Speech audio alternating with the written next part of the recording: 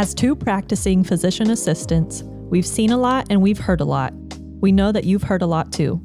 We are here to help you navigate through the BS by having open and honest conversations with other practicing professionals. I'm Heidi. And I'm Cassie, and welcome to Mindfully Woman. All right. Hey. Welcome back to Mindfully Woman. Today we decided that we are going to just make things a little personal, get to know each other. Well, we know each other very well, but to help you guys get to know us a little bit better, we're kind of going to dive more into, where did we start the journey, and then where we're at now, and kind of our thoughts on, I don't know, maybe we'll get into thoughts on healthcare and things like that, and our goals going forward. Yeah, it's a keep it casual type of episode. Just, yes. I think we've got different types of listeners, maybe some younger people we haven't met, some middle-aged to older people that are very close to us and our family, but maybe don't know much about like how we got to where we are, what made us decide to do what we want to do. So we were just taking a step back. We're getting away from like true topic episodes, and we're just gonna kind of like dive into where we came from and where we are and what we think about things. So if that interests you, welcome. We're glad that you're here and listening with us. But if it's not interesting to you, well, I'm sorry. Then please let us know what would interest you even better. So. Yeah. And tune in for next week. Tune in for next week. Yeah. It's all right, Heidi. Tell us where you started. Have you always wanted to be in healthcare? I think as a younger individual, and like we're talking like middle school, I knew that I wanted to be in healthcare. Okay. But only by chance. Like it was like super random. Like we were in I think it was like a 7th grade skills class. Yeah. And we had to choose a career. I've always liked science. 7th grade? Yeah, like to give a presentation about. Oh, okay. Maybe something that would interest you down the road. Yeah. And so I was like, I really like science. I kind of had like a science and math brain. And I opened like a job career book in the library. And the first thing it popped up to was optometrist. I was like, oh, yeah, that looks pretty cool. Oh. So then I gave this presentation about being an optometrist. And then I was like, I don't want to do eyeballs. Like I hate eyes. They give me so much cringe. I cannot do eyes. Actually, new ick unlocked. Yes. Oh, it just makes me so weird. My husband's grandpa had a thing going on with his eye recently, and he was like, yeah, come look at it. And I'm like, oh, please no. No, the eyeballs are not for me either. Yeah. I got like tinglies in my toes because it made me so like weird. But from a young age, I knew I really liked science and stuff. Okay. And it kind of evolved from there. I went to college knowing I wanted to do some type of health science. So that's what I majored in. I did a health science degree. And then I was thinking like maybe I really like the therapies, like occupational therapy or physical therapy. Mm-hmm. I always like the idea of maybe helping people in like a really vulnerable state. So those who are like involved in, like a traumatic car accident and had like brain injuries and stuff. But that evolved a little bit when I got a job at the hospital there in undergrad. I worked at a local hospital in the emergency room and I started scribing. And then that's how I really got to be around physicians and nurses and radiology techs and PAs and NPs. And by chance, like I met a PA by working there. And that really evolved my passion to be like, wow, this is a really cool career. And I think like this would be something I really want to do. So it was like midway through college before I really figured out, wow, this is what I wanted to do. But I always had that like inkling of science. I just didn't really know where it would evolve to. And obviously here I am now. Yeah. Did you have to change anything in like your undergrad degree in order to fit the like the PA prerequisites? Yeah, a little.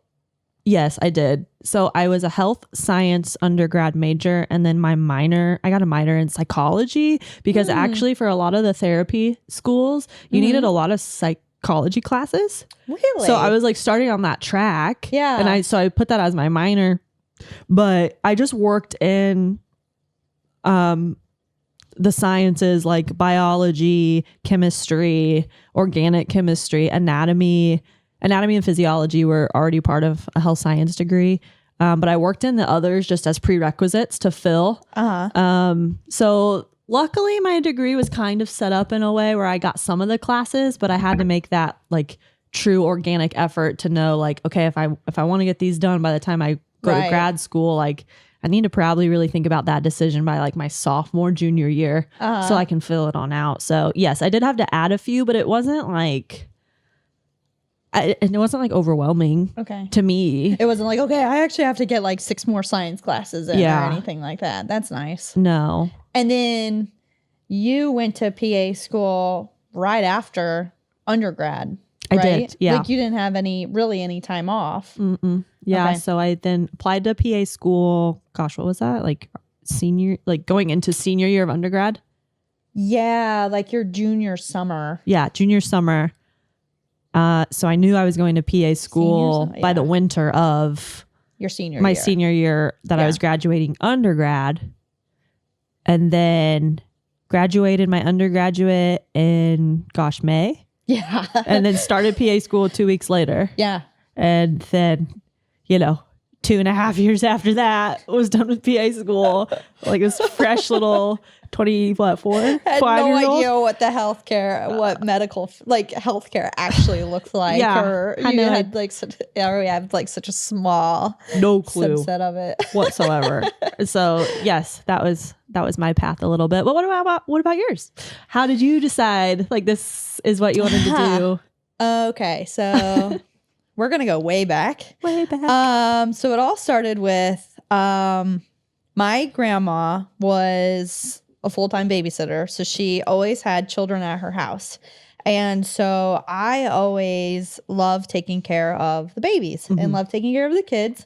To be quite honest, not from like a maternal standpoint. It was like I wanted to like care for them. Caregiver. Yeah. And so then I was like that weird 3rd grader saying, I want to be a neonatologist. I want to work with babies. And I had no idea what I was saying, but I don't know. It's just some part of me was like, I'm doing it. I'm going. I used to want to be a doctor. I just want to be in this. And I always, like you said, you like sciences. I always like science and math. And so I always just had it in my mind, like I'm going to be in medicine of some sort. I want to be a doctor essentially. But as I got older and I got to know more about, the responsibilities of a doctor, I decided I don't know if that's quite my personality. I don't know if I want the end all be all or the buck to end with me. And so, You bet. yeah. So I actually went into undergrad as pre-pharmacy. I interviewed for pharmacy schools, and I and doing like that fast track or whatever, the fast track to pharmacy school. So I went to undergrad as pre-pharmacy. And in high school, I had already gotten my certified nursing assistant's license just because I knew I wanted to be in healthcare of some sort, and it was offered through my high school. I said, well, what the heck? Why not? Yeah. I'll just do it, and just start working with patients that way. And so my freshman year of college, I decided, I don't know if pharmacy's for me. I like chemistry, but I don't know if I like it enough to make it my career. And I decided I'm too chatty to be in pharmacy. And my mother-in-law, shout out to Lisa, actually brought up, well, what about a physician assistant? I've always gone to a physician assistant. I really love her. She does a great job. She's essentially she's my doctor, and she's taking care of my kids and everything. And I brought it up to my guidance counselor, and she was like, well, yeah, you're already working as a CNA. Why not? Yeah. And so I thankfully kind of stumbled into it and already had things sort of lined up, and I didn't have to change my degree really because I was already going for a biology degree. I didn't have to change that. I did end up adding on a nutrition minor just because that's something that's always been I've been passionate about. Yeah. And I had a lot of classes that overlap for that. Hello, kitty. Shout out Rocky. Side note, we have 3 mascots. Very many animals. Here at the Mindfully Woman studio. Heidi has 2 cats and I have a gigantic golden retriever. So if they pop up on the video here and there, sorry in advance. Give them some love. They're here as our supporters too. Okay, where was I? So then switched to PA. It didn't really have to change anything from my undergrad standpoint. I only worked as a CNA during my summers and holiday breaks. It's a hard job. I cannot say I love that job. I learned a lot in that job. Hurt my back a lot. It's tough work. Definitely learned time management, that's for sure. But met a lot of great people and I still think about them to this day. But and then same thing. I went straight from undergrad to PA school, had 2 whole weeks off, went to Seattle for one of those weeks, and then went right head first into PA school. And then 2.5 years later was out and was searching for a job. Yeah. So it's crazy. When you look back, you know. Yeah, it was crazy. Kind of what you've been through to where you are now. Like it's so wild to think about. Like, and also like your 20s. Like, did you ever think your 20s would go as far or as fast as they did? No, and I have such mixed feelings about my 20s because I feel like when I turned 30, it was very much like I have been in my 20s forever. So much has happened in my 20s, and I was excited. I'm like excited to be in my 30s now because it's like, wow, I can't wait for like this next decade. So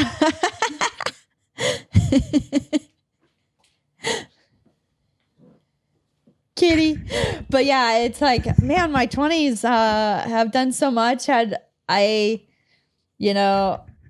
been so fortunate, and I cannot complain, and I did not expect them. I never expected them to go the way that they did. I know. Yeah.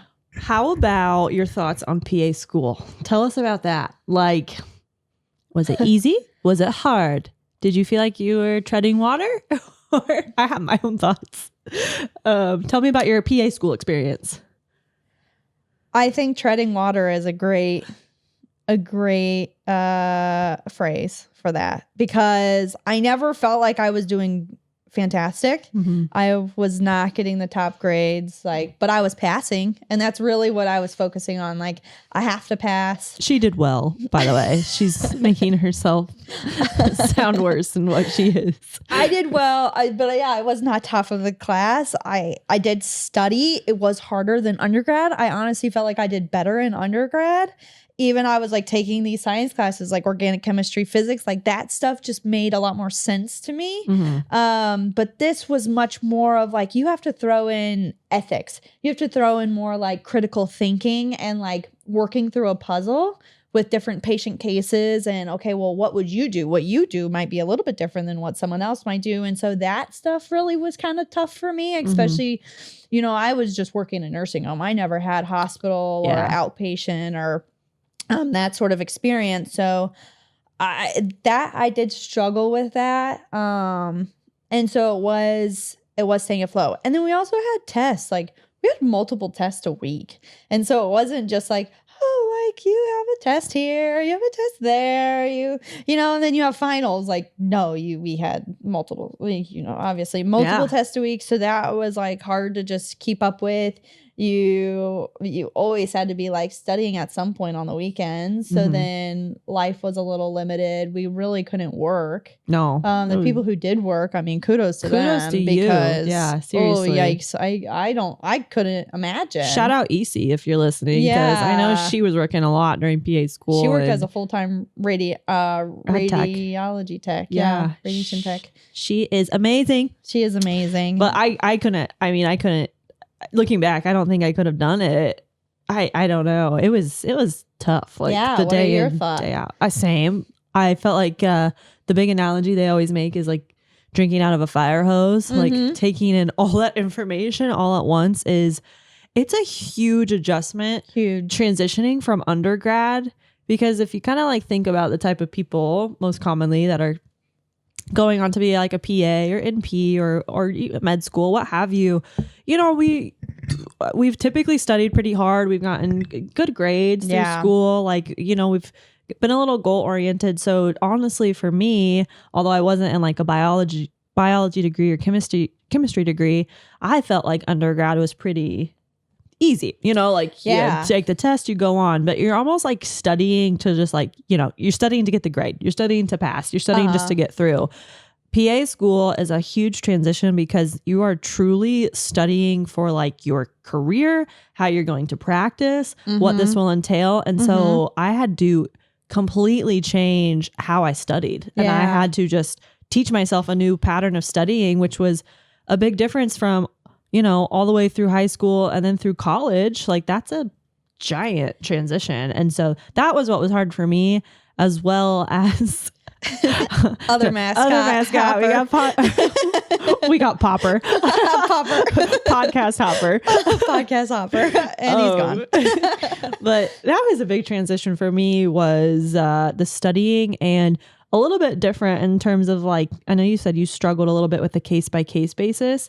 I feel like I kind of did pretty well with like the kind of like the medical things and like the like notes and typing and stuff, because I had seen that a little bit from the hospital, but it was like the decision making that went into behind it, and how many people could have maybe a slightly different variation in what they would do and how that would be accepted, because I was still on that track of my brain of like, well, this should be textbook perfect. Like it should go like X, Y, and Z. And so agreed. In medicine, it's not textbook perfect. Obviously, like, I mean, we deal with that even just between the different surgeons we work with and who we have worked with. And then of course in medicine, we're constantly looking things up. We're constantly researching, like there's constant research coming out, especially in our field in oncology, and more specifically breast surgery or breast oncology. There's always new data. So then it changes the way you practice. It's like, okay, well, is this actually worth changing? Is this actually something that is so significant that we change the way that we treat? And so, I guess I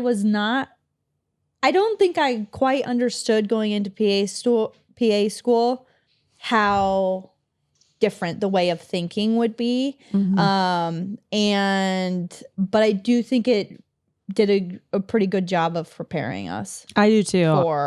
I felt prepared 100%. And we both, which is weird and coincidental, right out of PA school, we both decided that we were going to go to be gynecology, oncology PAs. Yeah. And so I worked at a network in the southern part of the state, and she stayed a little bit more local. But even our experiences with that were different. Yeah, very much. And I will say too, like if there's anybody out there who is just graduating PA school, or, you know, you've been struggling to find a job. I struggled to find a job afterwards. Well, I moved to a different city after I moved back to be with my fiance after PA school, and in that city they didn't quite hire as many PAs. They were more nurse practitioner focused, and which is fine. They just didn't have PA schools, and they had really good nursing programs in the area, and so they had a lot more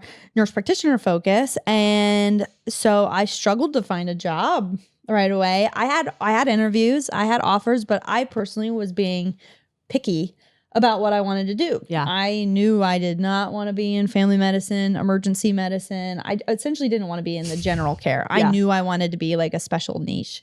And so, which is not kind of to the PA school part. Yeah. We are trained as generalists. Like we're trained as though we would probably go into family medicine, but we do so many rotations in different kind of specialties and sectors of healthcare, like women's health, psychiatry, general surgery, etc. And so we have that option and flexibility to choose. Yeah. So we kind of have an idea when we leave, like what we want to do, or ideally what we would want to do, but you really don't know until you just start working in it. And then like Heidi said, the practices are different. Like we both were in gyn-onc, but her job was different than my job. And tell us a little bit how we functioned and stuff. Like tell us like what you did when you were in gyn-onc. Yeah, so I'll kind of rewind. So I actually was about to accept a job in a totally different yeah. city. And my preceptor from my gyn-onc rotation in PA school reached out to me and was like, hey, are you still looking for a job? And this was like 6 months later. Yeah. And so I really think everything happens for a reason. And so, so she reached out to me and I was like, yes. I will interview. I would love that job. And so then got that. I got that job. And so in my role in gyn-onc, I, in the clinic, did a lot more scribing, which is where I go in with the physician and I would write his notes basically. And so I would write notes, and then in the operating room, I would first assist, meaning I would be the person across the bed from him, operating with him. I would be running the camera. At laparoscopic surgeries, I would be running the camera. I would also be helping with a little bit of dissection, suctioning, things like that. And then I did a lot of the inpatient rounding. So I did a lot of the hospital work. I would go and see new consults. I would manage all of our post-op patients. I would do all of the preoperative orders and discharge instructions, all of that. I also was on call. So I was first call. Yeah. So I would share first call, meaning that if you as a patient call in to the on-call number, then you would get me or one of my co-PAs.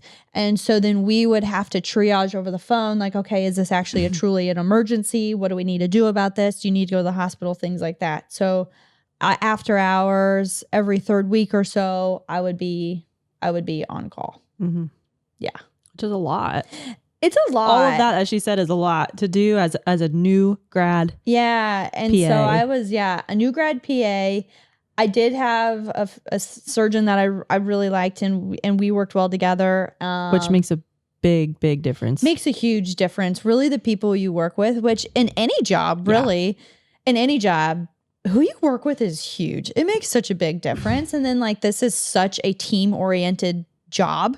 And so you have to appreciate who you work with. And like, even we work with so many different teams, especially in oncology. Like we have our medical oncologists, we have our radiation oncologists, we have our nurse navigators, we have, all of these people that we also work with. Yeah. And so the team aspect is huge. Yeah. Like radiologists too. Like one thing I never really thought about too, especially oncology, is the people that are reading these images that are so necessary and important to like our treatment plan. 100%. So having like these, especially in breast. Yeah, breast is huge. And I personally thought gyn-onc was huge too, and in the terms of like, is this a recurrent cancer? And like, what do we need to do about this? But also, like the radiation oncologist. And like extensive disease in the pelvis too. Yeah. Like, okay, well, how does this person need chemo, or how big of a surgery? How detrimental is this going to be?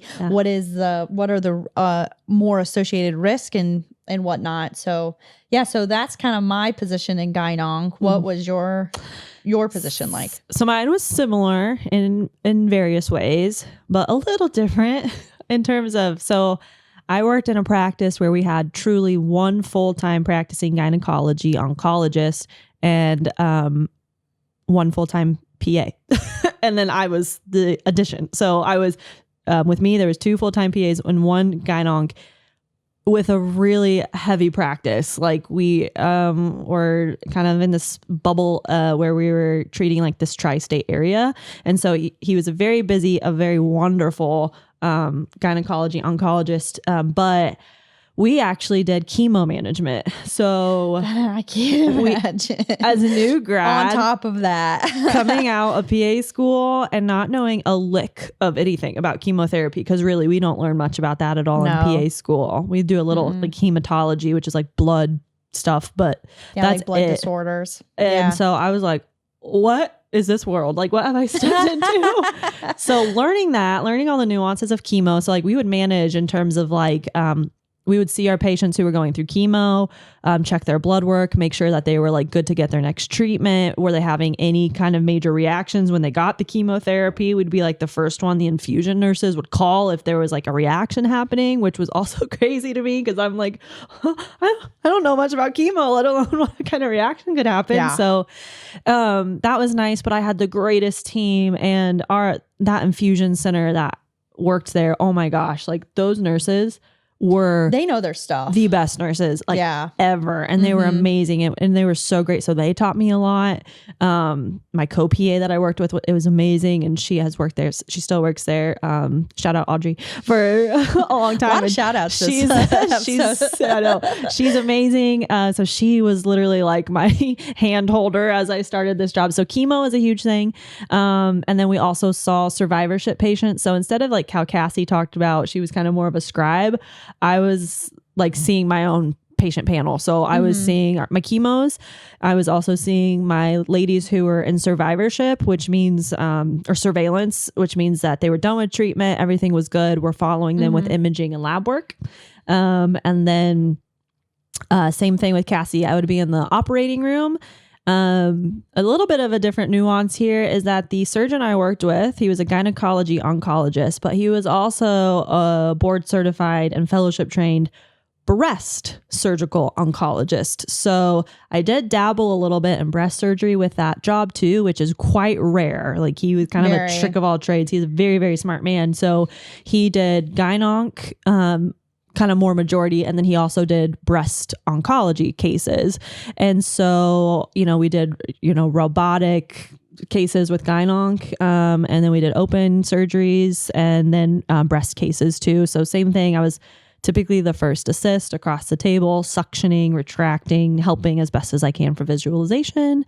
And then we also did inpatient consults, seeing new people that came to the hospital, no matter what that would be, typically for gyn-onc type of things. And then rounding in the hospital, inpatient rounding. Call was also a huge thing for us, which was really taxing, I think, because we were a smaller practice. So smaller but bigger. Smaller but really... Or like... volume, like a lot of volume for the amount of like people that were working. So I was on call every third week as a first call. So that means since we only really had one full-time surgeon, he was always 100% always on call, like behind us. So like if I'm triaging somebody, if I feel like I need to talk to him about it, I'm giving him a phone call. So that means he really never had a break. So he really amazing guy. But since then, we also did have a part-timer that worked there too. So it was, a lot. Especially as a first time job. Yeah. Like chemo, office. So chemo, outpatient, inpatient, rounding, call, surgery. Yeah. Like all the big hitters that you can probably do. Yeah. I got it from the get-go. Yes. Which is, in hindsight, like I look upon it and in the moment, it was really, really, really overwhelming. I'm not going to lie to you. There were times I'm like, what do I do? How do I do this? But you just go through it and you rely on people and you ask for help and you just get through it. But in hindsight, looking back, it was one of the best experiences probably of my career so far. Cause I learned you have to start somewhere. So much. Yeah. And it was really, really a great job. But life happened. And I got engaged to my now husband, and we're both, from more, a central part of the state. And that first job, it was really far from my family. It was really far from his family. Wanted to get closer to our roots. And so like that was a huge pull for us. I really wish I could have taken that job and like brought it with me closer. But so then transitioned from that to family medicine, because we were getting married and we needed to move, and that was one of the biggest jobs that were open at that time. I could not find like an oncology job really, or it was kind of hard in this like time frame that I was trying to find it. So I went into family medicine for a hot minute. Yes. How was family medicine? And when we say family medicine, we mean like your primary care provider. So like so the person who PCP. typically manages your blood pressure and diabetes and anxiety, depression, ADHD, all of those. Yeah, like those all things. the like general, you know, Yeah, like very general wellness. practice, which Yeah. it was a great learning experience. I will say, to be frank and honest with everybody, I have talked more negatively about it than I should. But it's a hard job. It was a doesn't really get the hard credit job. it deserves. It does not get the credit it deserves. They do not get paid what they should get paid, to be frank with you. And it's a really, to also kind of bring healthcare into light here for a moment too. It's a really, really taxing job because I think since COVID happened, there's been a major shift in how maybe the general population acts and reacts to like their healthcare providers. It's kind of, to like my primary care team's credit, it's kind of become more of like a demand job where like people are like requesting and wanting and demanding that they get like certain care or medications or treatment versus just taking a beat and listening to what your healthcare provider is actually telling you. And like listening to risk versus benefits versus reward versus like what are studies actually showing? Is it actually going to be helpful? Yes. Things like that. And I think that was really hard to see and kind of like experience because I studied really hard. I actually took a little, I don't know, not break, but I went through this program that actually was kind of more of a transitionary to family medicine since I hadn't been in it. So I got a certification through Butler's PA program, actually, because the system I worked with, they allowed that if you've never worked in primary care before. And so I took the extra time to like train and learn and like, that's so nice they offered that for you. Kind of get better knowledge again and refresh that in my brain. And got into it. And then it was a lot of just demands and time and the inbox. So like where we get like medication refills and lab work and messages and responding to phone calls. And that's super taxing too, because there's a lot of that comes in as well. And so I just figured out it wasn't for me, but it was still really good to learn about and do. And I learned a lot about anxiety and depression, mental health, which is huge, blood pressure management, diabetes, all that stuff too. But I also, on Cassie's front, when she stated earlier, I've learned and know that my heart is in, cancer care. Sorry.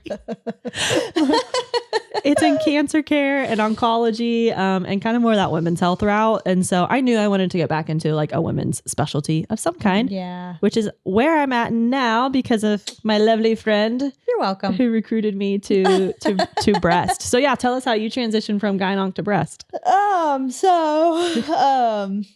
So I was in gyn-onc for like 2.5 years or something like that. And it was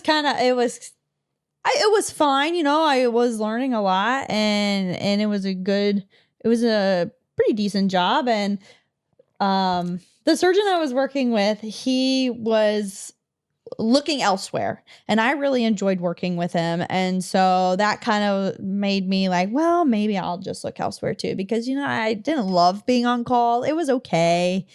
I didn't love it though, because you couldn't do things on weekends when you were on call. Like I had to stay home for holidays sometimes. Like it's just like little nuances like that.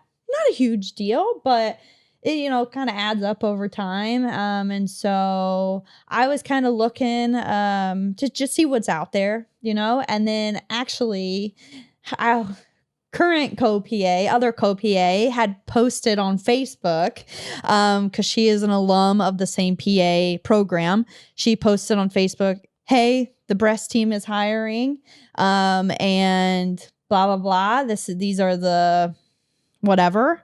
The details of it. And so I was like, you know what the heck? Why not? Let's give it a shot. I'm going to apply. And so that's where I decided to transition to breast oncology. And so I felt like in my role at gyn-onc, I did really like it, but I wanted to do more. I wanted to have more one-on-one patient care experience and actually manage patients in the clinics. And maybe I would have eventually gotten there as our practice got busier and, more trust was built and different things like that. But as a new PA, I wanted to actually have more of that face-to-face care. So I transitioned to breast, and I'm like 2.5 years now in breast. So a bit. have been in it for a bit. And so I was about maybe a year in or something, and I knew we were going to hire another PA at some point. And so I had been talking Heidi up to our group ever since I started, because I knew that they wanted to hire another one. And so, she knew how I felt working in family medicine. I knew how Heidi felt. So as soon as we were actually posting this job, I was like, hey, Heidi. Hey. Yeah. Like, okay, we got to actually like interview you and all of this stuff. So I'm so happy to have you on our team. And so, our job now is, we I know. I just sound the cat. Our job now, we are in the operating room still. We still first assist.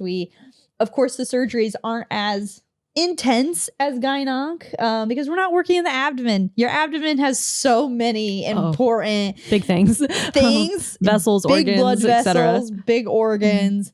A lot more complications. So the job itself is thankfully a little less stressful. Yeah. And so, but we still get to be in the operating room. We still get to help. And then we're also full-time we're also doing clinic and seeing patients of our own. We see a lot of the survivors. So people who have gone through the breast cancer management and treatment. We manage all of the mammograms, MRIs, breast procedures, biopsies. And we also do a lot of benign things too. So we do a lot of abscess drainages. We do biopsies as well. We do genetic testing. We do high risk screening. So yeah, and then we're also kind of dabbling a little bit into like research lately.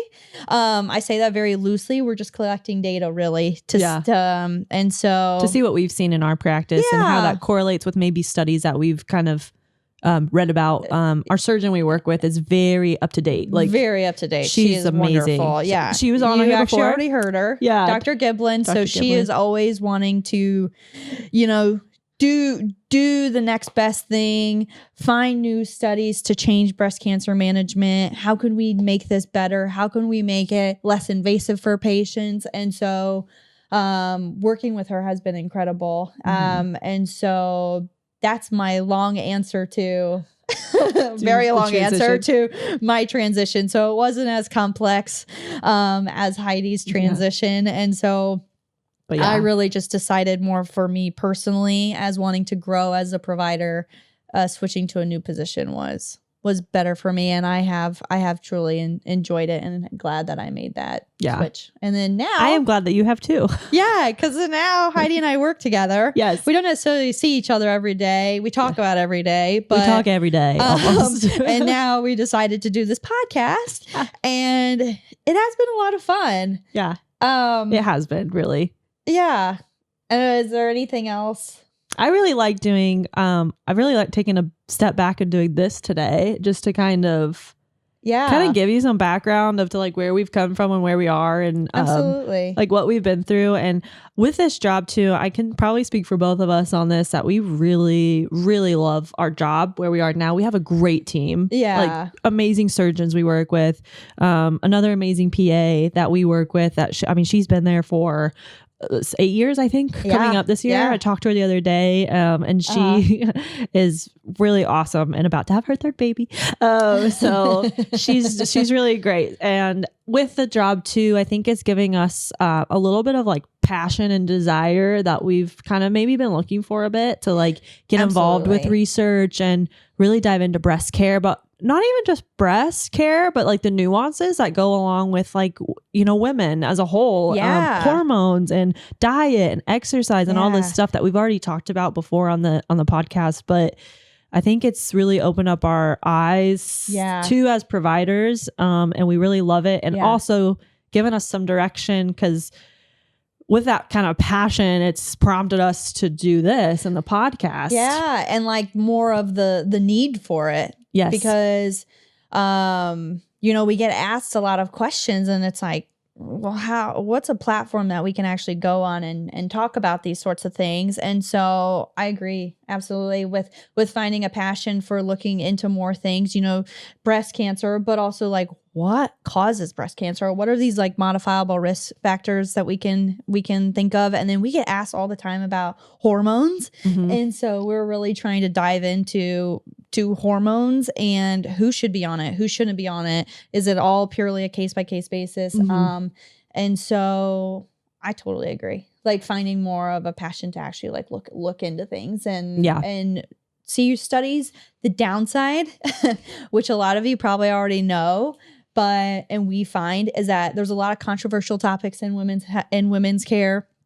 There's also not a lot of great studies in women's care. Mm-hmm. I think that's going to change, but it takes time, unfortunately. And so there was a big study previously called the Women's Health Initiative, and that was like mid-2000s it came out. Yeah, like 10 years ago or 2010s, so. 2010s. Yeah, like it's been some time. So that was a big study that came out that changed the landscape of women's healthcare. But now some of that stuff is starting to get debunked and people are looking more into it, question more. And so there's definitely going to need to be more studies because women want to know these things. Like why have these things gone unnoticed? 50% of the population. Mm-hmm. And this is my soap opera, my soapbox, but like 50% of the population is going through these changes and is at risk for this, that, and the other. Yeah. Why are we not talking about it? Or why are we not like doing more and more studies? So exactly. Or bringing it to light or, healthcare evolves. Yeah. And so kind of the big question is, why are we not evolving the way that we're caring for our women? Yeah. And I think that's like what people are saying right now at this moment. Mm-hmm. And to be honest, like as kind of weird as it sounds, like I'm glad I'm in it. Like I'm glad like I'm here to hopefully see these changes happen. Maybe be a part of it in some way or another. And we are young still in our careers, and so yes, we have a lot of learning still yet to do and a long way to go, and we're trying to be as transparent with you guys as we possibly can because we don't know everything. No, there's far from it, so much to learn, and we're just trying to figure out what would be best. And I think we're definitely both like very much well, what's the risk? What's the benefit? Like, where's the middle ground here? And so we've always been like very data driven. So trying to like find this balance here too, and like tell people really what we want them to know and what would be important is what we're trying to do versus make you more confused. We don't want to confuse you more with things, but also we want to let you know like what's out there right now and what are people saying. And that's the thing too. There's another soapbox, sorry, is she's soapboxy. I am just in my feels today. And so social media though. Oh, yes. There's so much stuff on social media that I don't know is true. And I don't know where they get their information from. I don't know how 100%. well these things are researched. I don't know if it's purely anecdotal, like what they've seen personally. I don't know. They're like studies. Well, what studies? Are these large studies or are these 5 people studies? So are these studies on rats? Or are they studies on humans? Like, yeah, exactly. Like, wait, can we take a second? Because so many people just see that, that headline that says eat meat only. Yeah. And it's like, what are we doing here? So and you can believe what you believe what you listen to over and over again. Your subconscious starts to be like, am I doing something wrong? Will that solve my my tummy issues? Will that get rid of my bloat? Probably not. But you do start to wonder like, oh, maybe that's it. And so not saying that we are going to debunk all of these things, but we are trying to bring more of this clinical information that we know and learn and constantly talk about with our peers to you guys, to the listeners. So. And also we are, as you can tell, women navigating our own journey in this world. And so we question things probably just as much as you guys do. Yeah. We're always asking each other about, what are you eating? What workouts are you doing? Yeah. What skincare regimen? Like, what do you think is best? And oh my goodness. Yeah. Like we were just joking about last night, actually, social media, that stuff. social media, Yeah. but like being 30. Yeah. So She's older than me, by the way. She's 30. Yeah. And so I'm close. There's so much change. And I know my women in their upper 30s, 40s, 50s are like, yeah, just you wait. And I know it. I believe it. And so even just honestly, 29 was when things started to change. I even felt like, body composition, skin, hair, all of that, things just kind of started to change. Yeah. And so then now 30, I'm like, yeah, okay. But yeah, they're not joking. I mean, 20s are different than your 30s. And don't get me wrong, I still feel great. But yeah, like, I know that your body continually changes. And so, yeah, Heidi and I are constantly why am I holding asking on to all my weight this way now? Yeah. And how do I change that? Exactly. And why do I like pizza so much? And it's delicious. like, why would you not like pizza? Why? And America also, that's a big question. Yeah. Like, growing up here too, it's like we're a society of like gratification and like wanting things to happen quickly too. And so just kind of like flipping the switch a little bit and just taking a step back and getting away from social media, I think is huge. Or consuming content that will help you and not hurt you more is probably better. And just triple check everything. Yeah. Like if you see something and you're like, is that too good to be true? Or is that real? Look more into it. Yeah. Look up the studies they're actually quoting. Look or up ask people you trust. Ask people you trust. Ask your healthcare provider. Mm-hmm. And if they don't really know the answer, seek it out someplace else. Yeah. Like you do at the end of the day have to be your biggest advocate in what, you think is right. What you think is right for you. Mm-hmm. Also kind of within reason. Yes. The amount of questions too we get from our family is it's a lot, but it's a good thing. Yeah. Sometimes I would get mad at myself because I might not know the answer, but it's like, I'll help you find this. Yeah. And then too, you get a little frustrated if you do some research and come up with a good answer and then your family member doesn't listen to what you have to say. That's a frustrating part. But even that, if you've got somebody who works in healthcare, I know that they'd probably be more than happy to talk to you or help guide you to the right place that you need to, because it does help to kind of know some people in the scenes and behind the scenes. Because we definitely know how convoluted it is and how difficult it is, and don't even get us started on insurance because they are a necessary evil, unfortunately. Yes.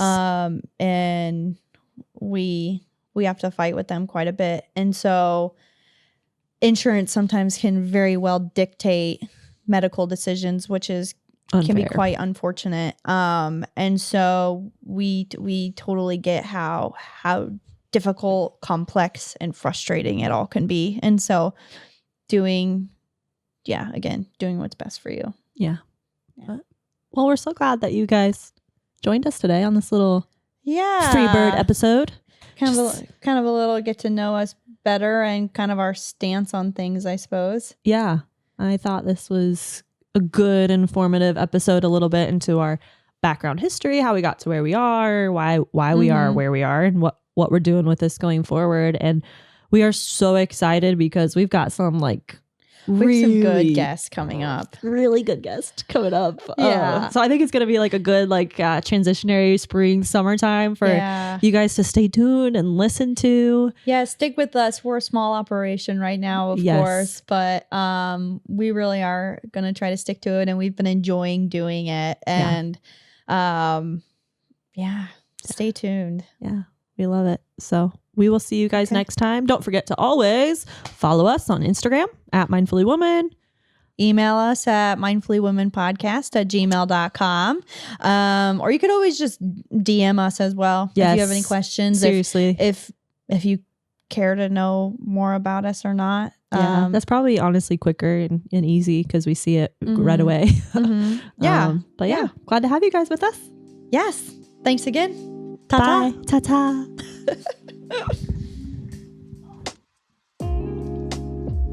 The information that you hear on this podcast is not a substitute for medical advice. As always, please seek out personal care and advice from your medical team.